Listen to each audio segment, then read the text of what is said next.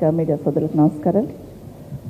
ఈరోజు 22 నెలల లోపల కాంగ్రెస్ పార్టీ చేసిన మోసాన్ని మరొకసారి ప్రజల ముందు ఉంచడానికి, నిరంతరం వాళ్ళు చేస్తున్న మోసాన్ని ఎత్తి చూపుతూ కూడా మరొకసారి ప్రజల ముందు ఉంచడానికి ఈ కార్యక్రమాన్ని తీసుకున్న గౌరవ పెద్దలకి ప్రత్యేకంగా ధన్యవాదాలు తెలియజేస్తూ, నిజంగానే 22 నెలల కింద అధికారంలోకి వచ్చిన కాంగ్రెస్ పార్టీ ఎన్నికల కన్నా ముందు ఏ విధంగా హామీ ఇచ్చింది అనేది అందరము విన్నాము, ప్రజలు కూడా విన్నారు. కేసీఆర్ గారు 10 సంవత్సరాలు ఒక్కొక్క వర్గాన్ని ఎంచుకొని వారికి కావాల్సిన సౌకర్యాలు కల్పించుకుంటూ వస్తూ ఉంటే 22 నెలల్లో ఒక్కొక్క వర్గాన్ని ఎట్లా మోసం చేయొచ్చు అనేది ఈ కాంగ్రెస్ ప్రభుత్వం చూపించింది. కళ్ళ కట్టినట్టు ఈరోజు ప్రజలకు అర్థమవుతున్న సందర్భాన్ని గుర్తు చేసుకుంటూ, ముఖ్యంగా మా మహిళా సోదరిమణులకైతే ఎన్నో రకాల హామీలు ఇచ్చారు.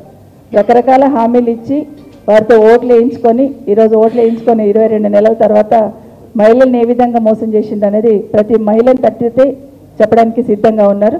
ఈరోజు 2500 ఎన్నికలప్పుడైతే ప్రతి మీటింగ్లో కూడా అత్తకు కోడలికి ఇద్దరికి కూడా, అత్తకేమో పెన్షన్ ఇస్తాము, వచ్చిన 2000 కేసీఆర్ గారు 2000 ఇస్తున్నారు, మేమైతే 4000 ఇస్తామని చెప్పినారు.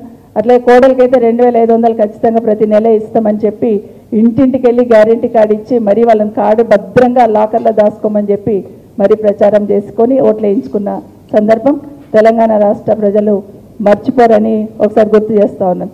అదే కాకుండా ప్రతి ఆడబిడ్డ దగ్గరికి వెళ్ళి కూడా 18 సంవత్సరాలు నిండా ప్రతి ఆడబిడ్డకు స్కూటీ ఇస్తామని చెప్పి రకరకాల హామీలతో గద్దెనెక్కిన తర్వాత ఈరోజు ఏ విధంగా మోసం చేస్తున్నారు అనేది అడుగడుగున మోసం కళ్ళగట్టినట్టు కనిపిస్తున్న సందర్భంలో ప్రజలు ఇప్పటికైనా రేపు వస్తున్న ఎన్నికల్లో ఖచ్చితంగా కర్రు కాల్చి వాత పెట్టకపోతే మళ్ళీ వాళ్ళు ఆడింది ఆట పాడిందే పాట అవుతుందని మా మహిళా సోదరులకు ప్రత్యేకంగా గుర్తు చేస్తా ఉన్నాను.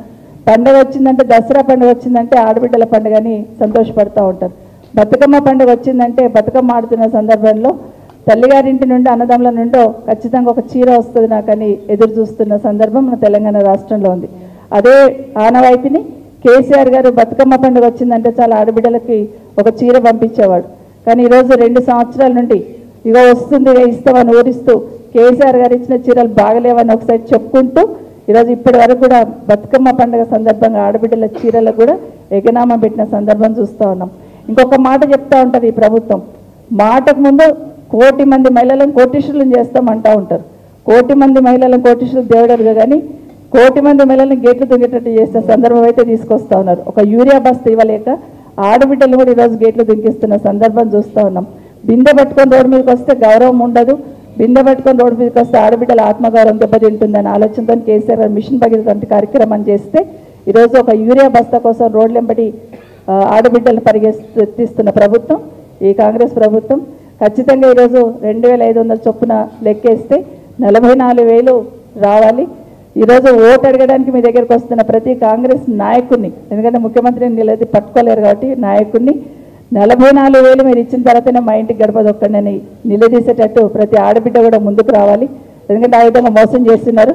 అదే కాకుండా పెన్షన్కి వచ్చిన అవ్వ ఎక్కడ పోయినా కూడా ఏ అవ్వని అడుగుతూ ఉంది, అమ్మ 4,000 ఇస్తానని కేసీఆర్ ఉంటే ఇస్తుండే, వీళ్ళు వచ్చి మాట ఇచ్చి మోసం చేసిందని. బట్ ఈరోజు 4,000 ఇస్తాన్న పెన్షన్ కూడా ఖచ్చితంగా నిలదీసి 44,000 నాకు రావాలి బిడ్డ, 44,000 నాకు ఇచ్చినాకనే నీ ఓటు అడుగని చెప్పి ముఖం మీద చెప్పాల్సిన బాధ్యత ఖచ్చితంగా మా పెద్దమ్మల మీద ఉందని కూడా మనవి చేసుకుంటూ, ఇందులో ఇంకొకటి కూడా చూస్తున్నాం, నిరుద్యోగులకు 2 లక్షల ఉద్యోగాలు ఖచ్చితంగా బాకీ. ఇది ఎన్నో మాటలు చెప్పి ఉద్యోగాలు ఖాళీ ఉన్నట్టు అవన్నీ ఇవ్వనట్టు కేసీఆర్ గారు ఇచ్చిన నోటిఫికేషన్లే నియామక పత్రాలు ఇచ్చుకుంటూ 2 లక్షల ఉద్యోగాలు ఎక్కడ పోయినాయంటే దాట వేస్తూ ఉంటారు. ఎక్కడ పోయినా ఆ ఉద్యోగాలు కేసీఆర్ గారు ఇచ్చిన నోటిఫికేషన్ ప్రకారమే ఈరోజు నియామక పత్రాలు ఇచ్చి ఇచ్చి ఇచ్చి ఆఖరికి డీజీపీ కూడా నియామక పత్రాలు ఇచ్చే లెవెల్కి పోయినాడు ఈరోజు ముఖ్యమంత్రి గారు. ఇప్పటివరకు ఎప్పుడు చూడలే చరిత్రలో ఏ రాష్ట్రంలో ఏ ముఖ్యమంత్రి కూడా ఇప్పటివరకు డీజీపీ గారికి కూడా నియామక పత్రం ఇస్తున్నారు అనేది నిజంగా చరిత్రలో పెద్ద జోక్ ఇది.